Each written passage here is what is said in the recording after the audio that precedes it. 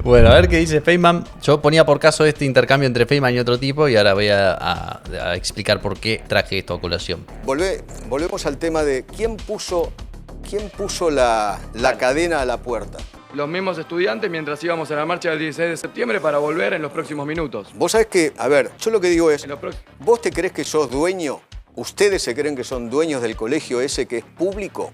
Mirá, me parece muy curioso cómo me hablas de ser dueño o no. Me parece que nosotros somos dueños de nuestro futuro, sobre todo. Y vamos a luchar siempre por nuestra educación. Me parece bárbaro que y seas es dueño importante. de tu futuro. Ahora, no sos dueño de un colegio público que lo pagamos todos nosotros con nuestros impuestos. Estás equivocado en eso. Con tu futuro, hacé lo que se te cante. Con tu futuro, hacé lo que se te cante. Lo que no podés hacer es hacer lo que están haciendo en un colegio que todos nosotros pagamos con nuestros impuestos. ¿Por qué? ¿Por qué este muchacho está con los brazos de esa forma? ¿Cuál es su problema? Míralo hablar. En eso. Con tu futuro, hacé lo que se te cante.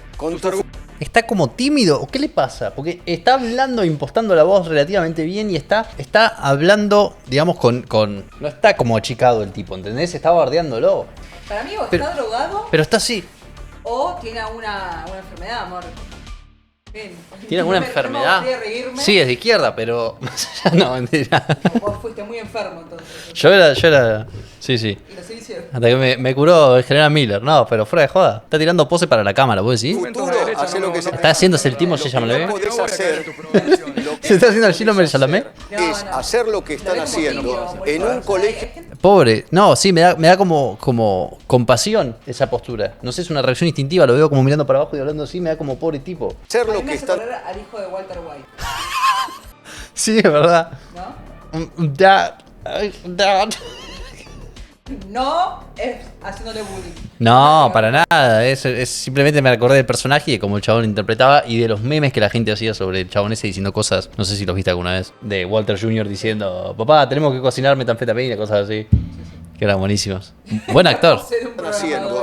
Claro, no sé qué onda. Todos nosotros pagamos con nuestros impuestos.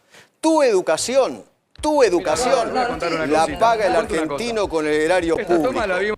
No me gusta su postura, pero peor es su postura ideológica. No, esta toma, Eduardo, la hicimos y se votó entre los 2.200 estudiantes de nuestro colegio. Se estuvo votando y salió con amplia mayoría. No te creo. Es una toma democrática no te creo. Por nuestra educación. ¿Sabes? Yo también. Tengo una toma democrática acá. Con amplia mayoría, ¿querés ver los videos? ¿Sabés por qué no te creo? ¿Querés ver los videos? Para mí que le tiró ahí, ¿Querés ver los videos? ¿Qué video? El culo de mi video, chico, corriendo. Lo subimos a las redes de Tinta Roja CNBA. ¿Sabés? Tinta Roja CNBA. Era un grupo que vos tendrías en tu pasado. ¿Por qué me atacás? ¿Sabés cuántas? No, yo no era así de activista. Yo iba a grupos de debate y me sentaba a debatir con gente, a estudiar. Como algo tuyo, como Tinta Roja, como suena como literatura, medio... Sí. Estas cubrí. Confesá, ¿Sabés cuántas asambleas cubrí? Sí, sé que cubrí las tomas. También sé cómo te gusta el debate. Solamente lo decidían un pequeño grupito de los estudiantes. No me vengas a mentir, Baltasar. Reitero, Eduardo, podés buscar en Tinta Roja CNBA en Instagram. Vos crees que tengo cara de pelotudo, pero no tengo cara de pelotudo, Baltasar. Yo creo que sí, la verdad, tenés bastante cara, bueno, pero bueno. Quédate con mi cara de pelotudo. Pero bueno. Quédate con mi cara de pelotudo, Baltasar. ¿Querés seguir debatiendo? Quédate con mi cara de pelotudo, Baltasar. No más preguntas, gracias, Bueno, hasta luego. Me quedo. Hasta luego. Bueno. Gracias, Hasta luego, maestro. Mamma mía, lo que son estos pibes. Dios mío. Dios mío. Baltasar se la redejó pagando igual, Se la metió hasta la campanilla. Se estaba tocando los huevos. Se estaba separando los huevos que le habían quedado como juntitos. Se le habían pegado los huevos. Por la triplicación del presupuesto y por un salario mínimo de 2 millones para docentes y no docentes. Están en un cumple, pero mal.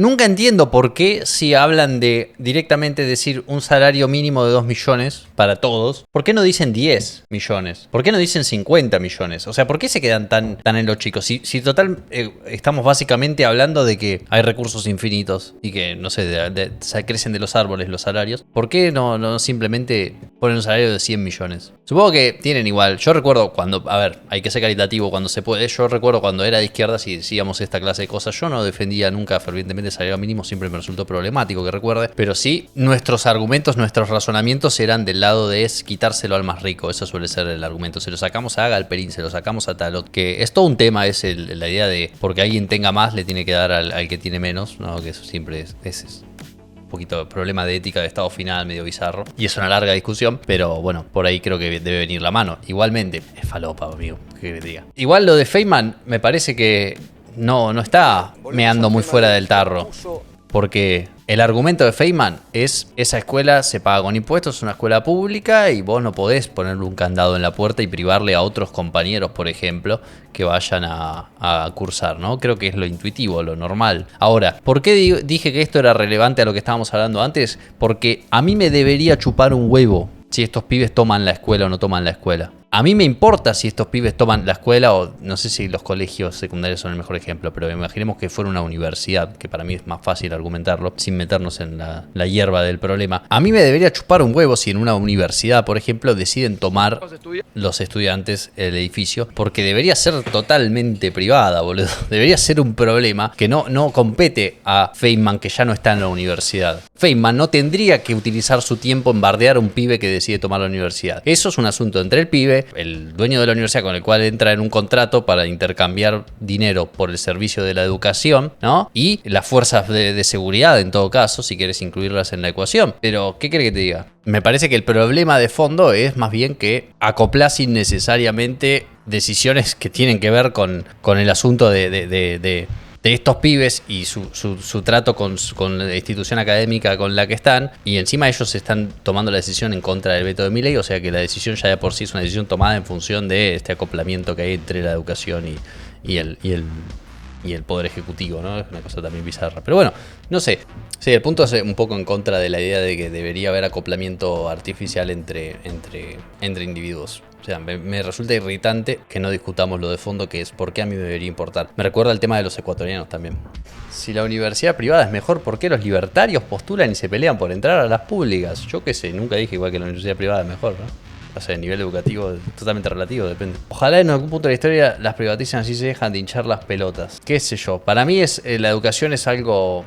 Sobre todo la educación universitaria es algo que se puede resolver de forma privada y entre individuos, es un servicio más y no me parece justo que haya gente que no tiene, por ejemplo, la posibilidad de ir a la universidad, que esté pagando con sus impuestos o peor aún con la inflación que ataca primero y principal a los más pobres, esté pagando la educación universitaria de gente que va y está mejor parada, porque los que van a la universidad en promedio están mejor parados ya de por sí, tienen esa ventaja de que, por ejemplo, tienen padres que les pueden dar acceso a la educación o los pueden bancar mientras se educan y demás. Y si no, ¿por qué si el argumento es las universidades permiten mayor movilidad social, ¿por qué pones las universidades en las urbes? ¿Por qué no las pones directamente en los lugares de donde querés sacar más gente de la pobreza? ¿Por qué no las pones en el impenetrable? ¿Entendés? ¿Por qué no las pones en los lugares más remotos en los cuales vos crees que va a ayudar más a aquellas personas que más lo necesitan, en lugar de ponerlos en el centro del microcentro donde sale un huevo de la cara vivir con el IVA? Claro, eso es medio bizarro. ¿Y qué harías, Dager, con la gente que no puede pagar la universidad? Bueno, hay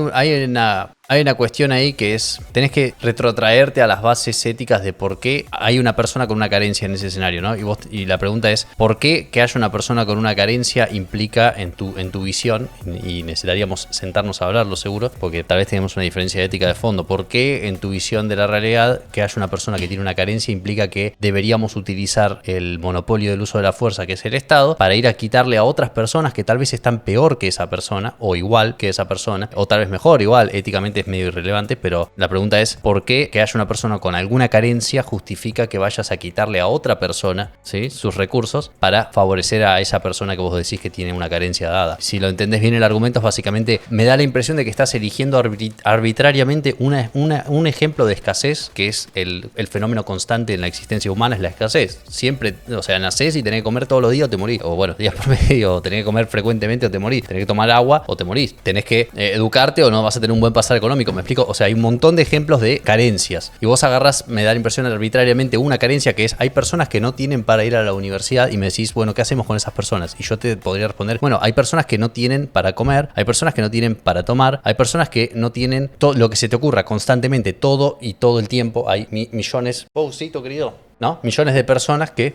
tienen carencias. Y mi pregunta es más de fundamental, ¿no? Me gustaría entender los fundamentos de, vamos a agarrar este subgrupo de la sociedad, que es aquellas personas que están en edad para ir a la universidad y que están en esa situación en particular, y vamos a decir, ellos son los privilegiados, los que tienen coronita, y aquellos a los cuales tenemos que extraer riqueza de otras partes de la sociedad, insisto, partes de la sociedad que muchas veces están peor que esas personas que tienen la posibilidad de ir a la universidad pública, porque la universidad pública no implica que todos van a poder ir, implica simplemente que aquellos que estén suficientemente bien parados para no tener que laburar, o bueno, yo laburaba, iba a la universidad, pero laburaba medio tiempo, no podía laburar a tiempo completo y laburaba de 6 de la tarde a 12 de la noche para poder ir a la universidad en microcentro. Pero la mayoría de la gente con la que yo iba era gente que estaba bastante mejor parada que yo económicamente, iban a la mañana y qué sé yo, los horarios de las cátedras y las clases ya de por sí eran horarios recontra intrusivos para una persona que no esté bien parado, que no la estén bancando los padres, ¿me entendés? Entonces es medio problemático porque el argumento parece ser esto es para sacar a gente de la pobreza o ayudar a aquellos que están peor parados. Sin embargo, parece estar creado y seteado para aquellas personas que ya están un poquito mejor parados. Es más, me animaría a decir, parece estar un poquito hecho a medida de hijos de políticos, ¿no? De personas que ya son clase media, media alta y que quieren que sus hijos tengan acceso a educación sin tener que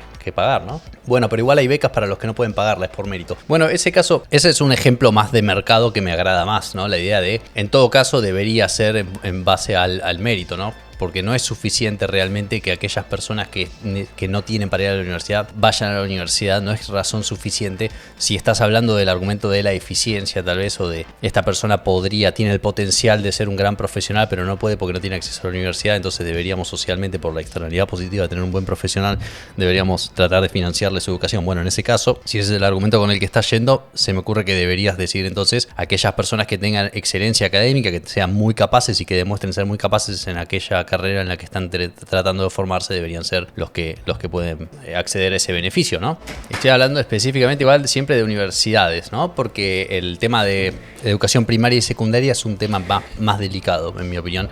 Hay que agarrarlo más con pinzas y estudiarlo más, porque primero la alfabetización es indispensable para que sea posible siquiera el proceso democrático. Después tenés problemas como que, hay temas como ese grado de falta de formación, ese grado de desamparo, creo que es muy contraproducente. No sé, éticamente se me ocurre problemático decir que directamente sálvese quien pueda, ¿no? Pero bueno, en cuanto a la universidad, sí que no tengo argumentos fuertes para justificar que sea financiada con impuestos.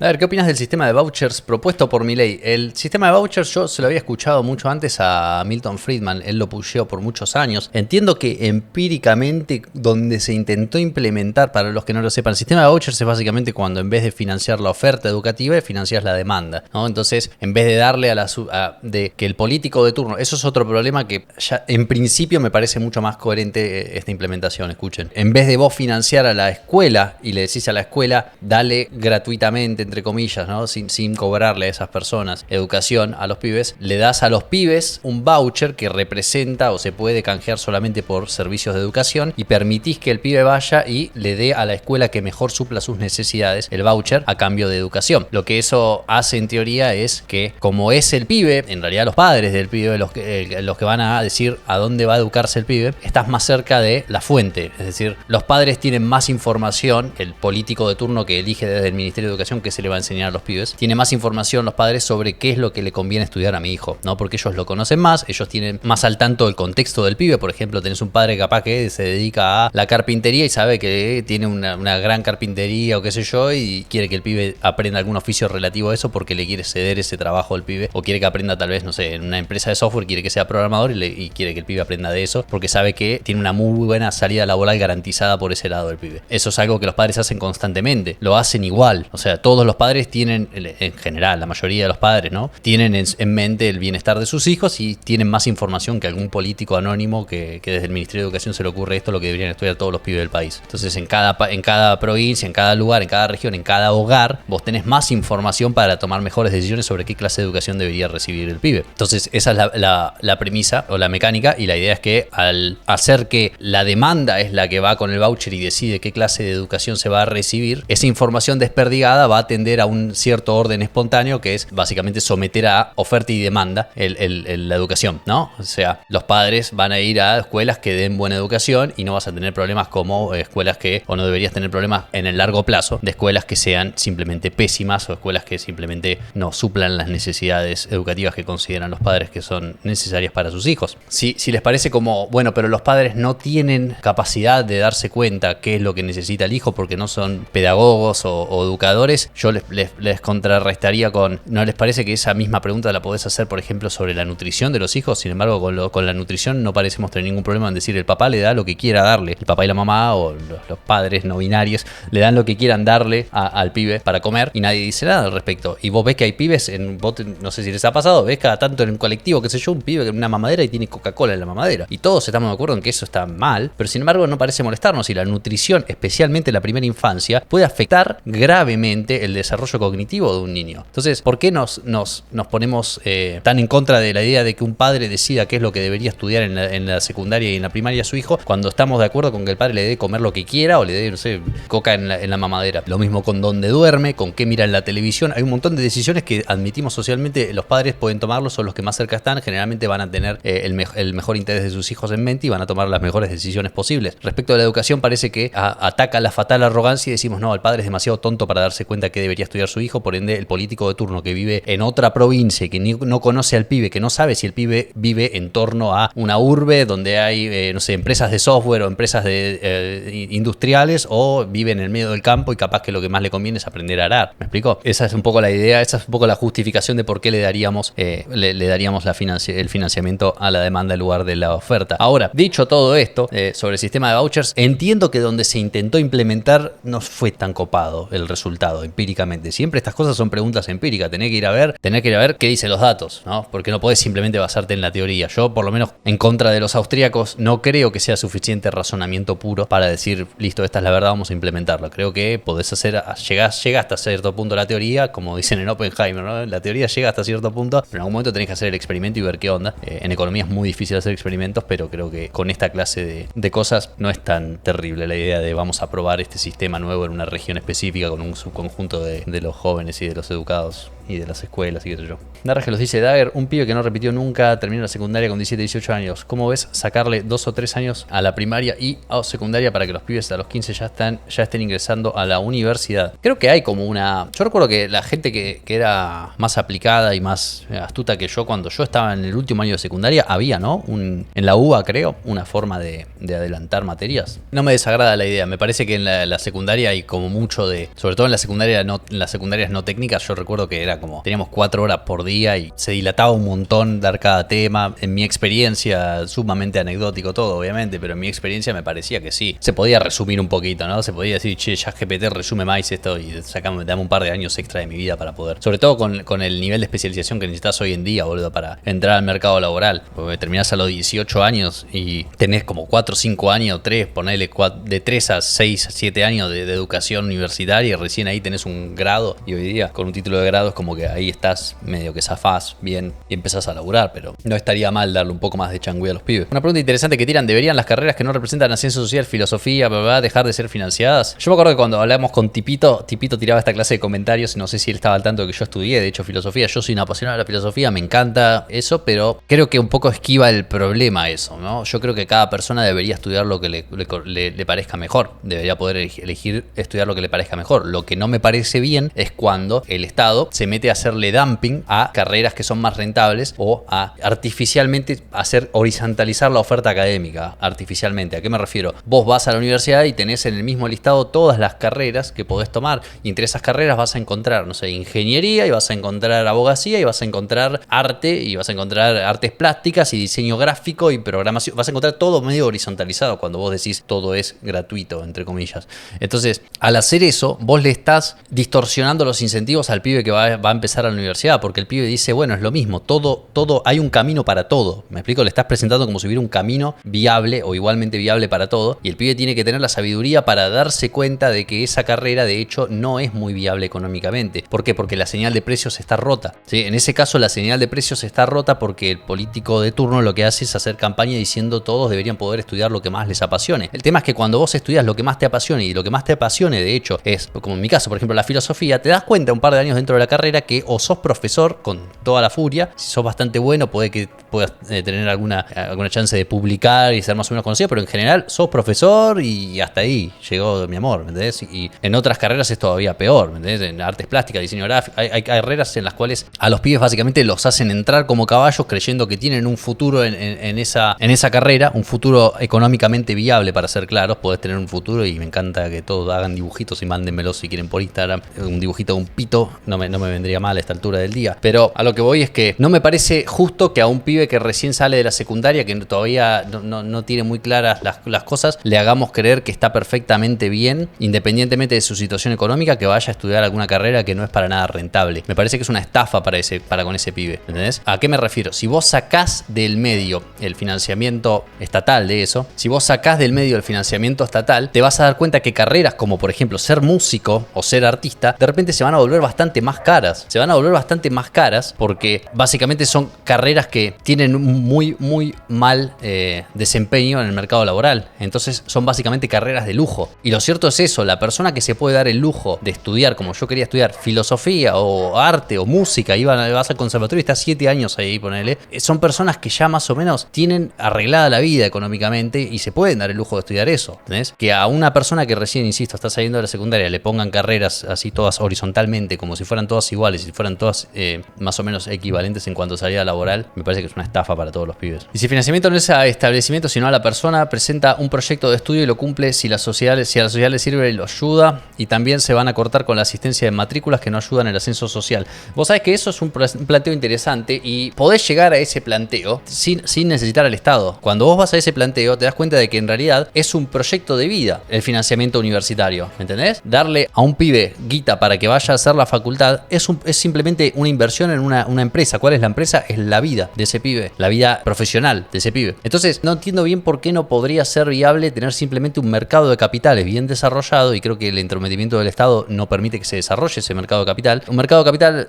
bien desarrollado en el cual se financia a individuos que demuestren que son dignos de ser becarios de inversores, que lo que hacen es decir, yo te pongo la guita, vos estudiás, y de acá a unos años, cuando volvés, me pagás a medida que vayas haciendo guita con tu profesión. ¿Qué pasa si el pibe no le va bien en su carrera o no consigue laburo? Bueno, lo que pasa cuando vos invertís en cualquier empresa, ¿no? Si vos tenés guita para invertir en eso, es simplemente una cuestión de, hay un riesgo asociado. Si vos vas a invertir solamente en personas que estudien artes plásticas, probablemente te va a ir mal en esas inversiones. Si vas a invertir en personas que estudien carreras que vos considerás que tienen muy bajo riesgo, probablemente vas a tener mayor rendimiento, pero también va a haber muchos más inversores, por ende el rendimiento va a tender a ser menor porque va a haber más competencia entre gente que quiere invertir en esa clase de educación. No entiendo por qué no podrías resolverlo de forma privada cuando ya llegás a ese punto del argumento. Si me concedés que es una cuestión simplemente de flujo de capital entre alguien que quiere invertir en una empresa, en este caso que es la educación y en la carrera profesional de un pibe, no entiendo por qué necesitas al Estado ya en eso, ¿no? Pero ¿por qué sería el interés del plató darle becas a un pobre random si todo trabajo es aprendible y se lo puede dar a su hijo? 2 más 2 es 4, sencillamente porque hay una promesa de un rendimiento ulterior, por el mismo motivo por